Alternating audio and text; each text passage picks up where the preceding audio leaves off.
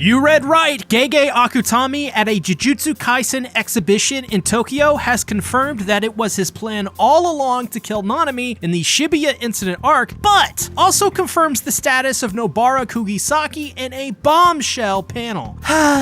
Play the intro segue. Now we're proud to present our newest edition, a program about love, honor, sacrifice, revenge, and a whole lot of destruction. Alright, so for those unaware, there is a Jujutsu Kaisen exhibition happening in Tokyo, Japan, and attendees were lucky enough to see the man himself, Gege Akutami, take part in a Q&A panel. Now, I must stress that there are still no official translations out just yet, so take some of the things you're about to see here with a grain of salt. He was asked a variety of questions, but the main one we'll be focusing on for the first segment of this video, to keep it spoiler-free for anime-onlys who watch this channel, the status of Nobara Kugisaki. Now, for those unaware, this is your chance to X off the video now or come back later, as in Jujutsu Kaisen Season 2. Nobara Kugisaki fights Mahito during the Shibuya incident in an amazing fight and succumbs to Mahito's transfiguration and essentially has her eye exploded out of her head. Now, for the longest time, it has went unconfirmed whether she was alive or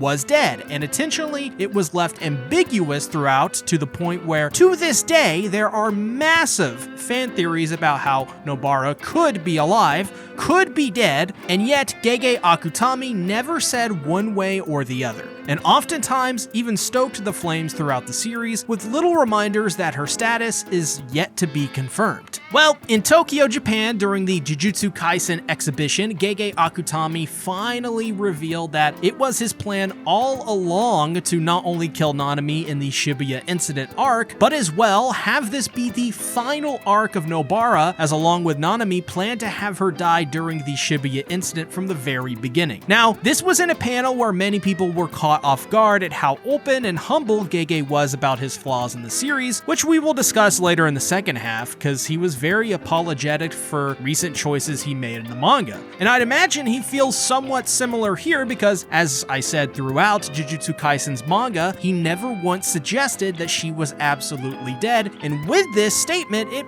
pretty much confirms he 100% misled readers into believing her status was more ambiguous, when in reality it was decided from the beginning. This has been quite frustrating for fans and myself, as this to me is one of the most wasted deaths in all of modern shonen. It's even more questionable when they even showed a healer coming in to confirm that Nobara's status was stable. So why leave it up in the air for so long to reveal in a Q&A that only the most hardcore Jujutsu Kaisen fans would read or even know about? There was so much potential for her death, or if she lived her life, that could have brought to the series, and it's presented to the viewer as if sometime later in the series she would be coming back. How we know this is that this is actually not the first time and only time her status is mentioned in Jujutsu Kaisen, and Gege Akutami has, as of this week, not written in the series anywhere Nobara Kugisaki is dead or alive. It's just left to be ambiguous. I think it's pretty clear that Gege Akutami wanted to give himself some wiggle room to bring Nobara back if need be, but also wanted a way out to keep her dead like he originally decided. And that wishy-washy, will-she, won't-she nature of Nobara's death makes this one of the most mind-boggling decisions in Shonen Jump in a crazy long time. There was so much potential in Nobara's death and how it could have affected Yuji, Megumi's, and even Gojo's character in the series, but instead a lot of them actually treat Nobara as if her death doesn't even matter, much like how Gege kind of treats her death. And the vibes this gives off is not good. It makes Gege Akutami seem like he doesn't even care about his own characters, which we know that isn't true. That would be ridiculous, but that is the vibe that radiates off decisions like these, and we know how the internet takes things like this. They take it to extremes. So it's just unfortunate, because instead of treating Nobara's character in a way that could have easily made the series go from already pretty good, it could have ascended it to legendary status if she were still alive, and if her death actually meant anything to the overall story and its characters. But sadly, Gege Akutami chose to rush her death in the Shibuya incident for the anime, and that is a decision he may regret forever. After all, Nobara Kugisaki's character design was so integral to the initial appeal of Jujutsu Kaisen. Raise your hand in the comment section if you're watching or reading Jujutsu Kaisen because of Nobara. I'll be first to raise my emoji hand, but that being said, there is hope. He could, of course, course correct, but the chances seem very low if non-existent for us trio lovers out there. But that's fine, because this week I'm finally releasing my what if theory video on if Nobara Kugisaki survived the Shibuya incident, so maybe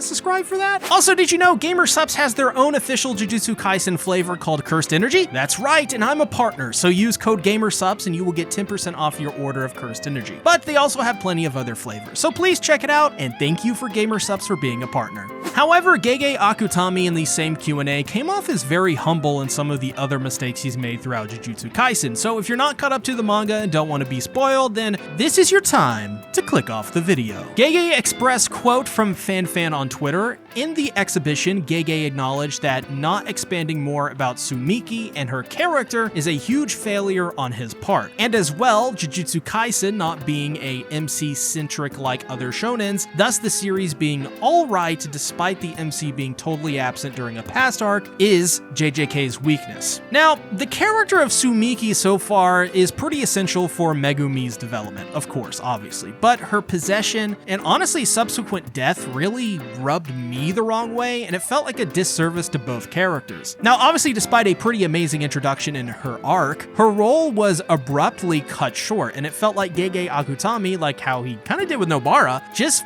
left so much potential on the cutting room floor with her. While I hate the fact that some people will say Gege Akutami is deplorable, or, I even see it sometimes he's sexist because the way he writes a story, which is obviously just the way he wanted to write it. I do not agree with these toxic people at all, but, I think it's commendable that Gege Akutami recognized this flaw and had some humility and self-criticism, which not everyone has or expresses in the days of social media. So, that's commendable. It's brave and respectable, so I appreciate it. Though, still, the lack of Sumiki's character development was a missed opportunity, as she could have added significant emotional weight with her death, not only to the series, but the entire Fushiguro family, retroactively. So it's no surprise a lot of people weren't satisfied with Yorozu's character too, but, I'm digressing there. It's just that Sumiki, though, he had such little screen time, and that made it difficult to form a strong connection.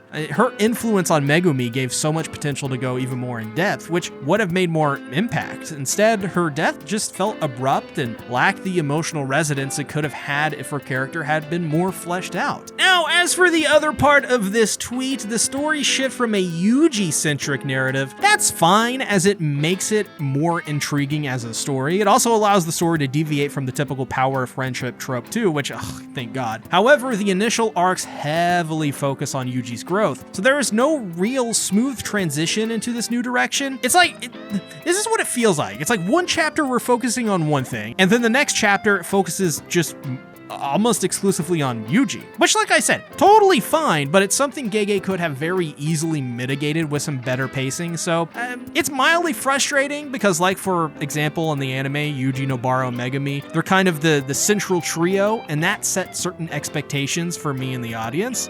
Hey, this season of JJK, it's gonna be focused on those three to some extent, right? So when it went away from that with no real setup throughout, it was just a little confusing, and I think should have been spread out over multiple chapters, maybe a volume, at least. And I think a big reason we're seeing many people sort of, I don't want to say turn on Jujutsu Kaisen, because that's not correct either, but notice and criticize the series much, much more now, is because Gege Akutami set up a clear expectation in the beginning, and that brings a lot of expectation and a lot of potential he's not using. But now Jujutsu Kaisen sort of seldom resembles season 1, and after season 2, the tone of the series has become more, honestly, more of a punishment simulator for a portion of fans, it seems. But the initial promise of a typical shonen trio, a Yuji-centric storyline, it just gave way to a more fragmented narrative overall. I think that's kind of the issue most people have with it. This shift had potential to, make the story even better, but was not managed as efficiently as it could have been, leading to this feeling that things aren't connecting. So in other words, it just all comes off very mixed, offering complexity, but also creating a sense of inconsistency. So comment below, what do you think about the way Gege Akutami handled Nobara's death and Sumiki's brief character arc? Support the channel further by becoming a patron, where you'll gain access to my One Piece videos 3 weeks in advance. Stay strong out there and support your fellow man and woman. Fight that good fight, my brothers and sisters.